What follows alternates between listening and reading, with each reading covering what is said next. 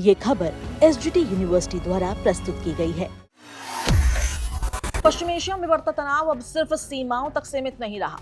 समुद्र के रास्ते से लेकर दुनिया की अर्थव्यवस्था तक इसका असर दिखाई देने लगा है। अमेरिका और ईरान के बीच जारी टकराव ने उस रास्ते को सबसे ज्यादा प्रभावित किया है जहां से दुनिया की तेल सप्लाई गुजरती है। हॉर्मुज़ स्ट्रेट, वो समुद्री रास्ता जिससे हर दिन दुनिया के करीब 20% कच्चे तेल की ढुलाई होती है, लेकिन अब वहां तनाव, निगरानी और सैन्य दबाव लगातार बढ़ रहा है। इसी बीच अमेरिका के नए सैन्य अभियान ऑपरेशन स्लेज हैमर की आशंका ने बाजारों में डर और बेचैनी बढ़ा दी है। सोमवार को अंतर्राष्ट्रीय बाजार में कच्चे तेल की कीमत $111 प्रति बैरल तक पहुंच गई। ये सिर्फ एक आंकड़ा नहीं बल्कि आने वाले आर्थिक संकट की दस्तक माना जा रहा है। सबसे बड़ा सवाल अब यही है, अगर तेल की सप्लाई और बाधित हुई तो दुनिया पर क्या असर पड़ेगा, और सबसे अहम, भारत कितने दिनों तक खुद को संभाल पाएगा। अमेरिका और चीन इस संकट को लेकर उतने परेशान नहीं दिख रहे। वजह साफ है, अमेरिका खुद दुनिया के बड़े तेल उत्पादकों में शामिल है। वहीं चीन ने वर्षों पहले ही खतरे को भांपकर विशाल रणनीतिक तेल भंडार तैयार कर लिए थे।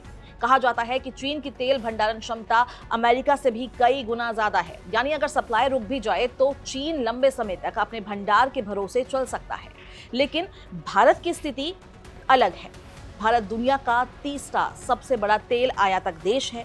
देश की जरूरत का बड़ा हिस्सा विदेशों से आयात होता है। हर दिन करीब 55 लाख बैरल कच्चे तेल की जरूरत पड़ती है। ऐसे में अगर पश्चिम एशिया में हालात और बिगड़ते हैं तो भारत पर सीधा असर पड़ना तय है। हालांकि सरकार का दावा है कि देश के पास कुल मिलाकर 74 दिनों की जरूरत के बराबर तेल उपलब्ध है, लेकिन इसमें रणनीतिक भंडार, रिफाइनरियों का स्टॉक और कंपनियों के पास मौजूद तेल शामिल है। असली रणनीतिक पेट्रोलियम रिजर्व की बात करें तो भारत के पास करीब 2.1 करोड़ बैरल तेल स्टोर करने की क्षमता है, जो लगभग 10 दिनों की जरूरत के बराबर मानी जाती है।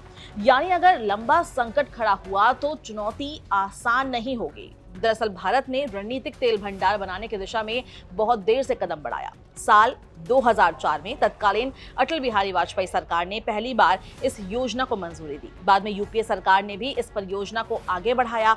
16 जून 2004 को सरकार ने Indian strategic petroleum reserve limited ISPRL का गठन किया, जिसे रणनीतिक तेल भंडार विकसित करने और उनका प्रबंधन करने की जिम्मेदारी दी गई।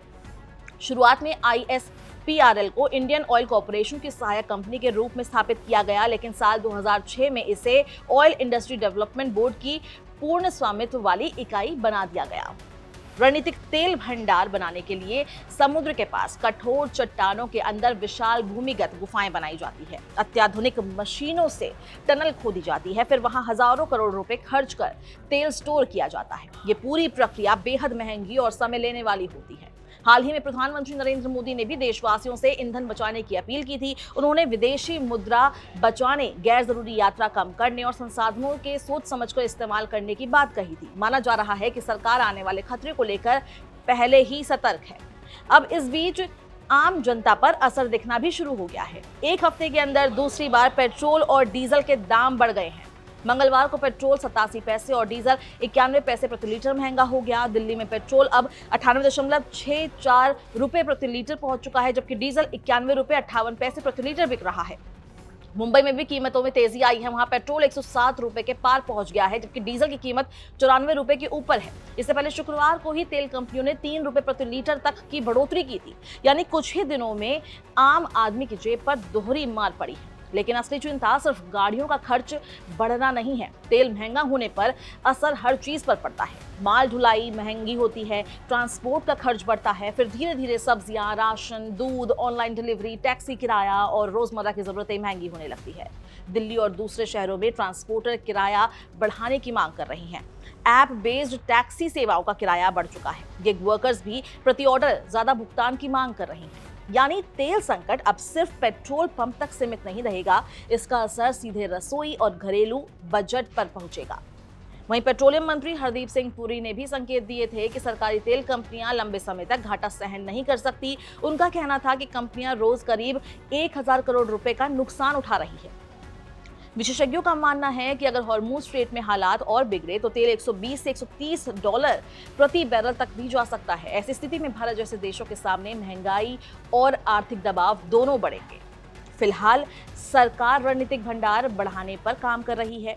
यूएई की एडीएनओसी कंपनी के साथ समझौते के तहत भारत अपने रिजर्व को और मजबूत करना चाहती है, लेकिन सवाल यही है कि क्या ये तैयारी पर्याप्त है, क्योंकि दुनिया की बड़ी ताकतें वर्षों पहले इस संकट की तैयारी कर चुकी है। भारत अब उस मोड़ पर खड़ा है जहां तेल बचत, वैकल्पिक ऊर्जा और बड़े भंडारण ही आगे का रास्ता बन सकते हैं। फिलहाल ये आने वाला वक्त ही बताएगा।